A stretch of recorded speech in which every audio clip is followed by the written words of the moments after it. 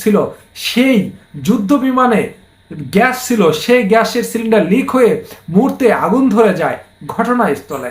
তাই সে ভয়াবহ আগুনের কাছে কেউ যেতে পারেনি বা কেউ সহজে রক্ষাও করতে পারেনি।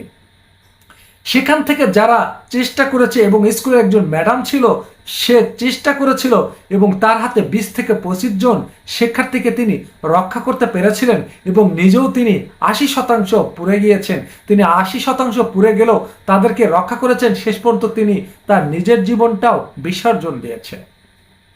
একজন শিক্ষক মাতা পিতা এবং মা বাবার পরেও কিন্তু একজন শিক্ষকের স্থান।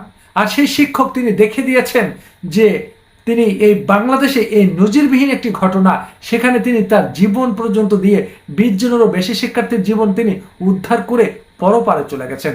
আমরা তার জন্য সবাই দোয়া করব, তিনি যেন পরকালে আল্লাহ যেন তাকে ভেস্ত নসিব করে। তা প্রিয় দর্শক, মানুষের প্রশ্নের অভাব নাই।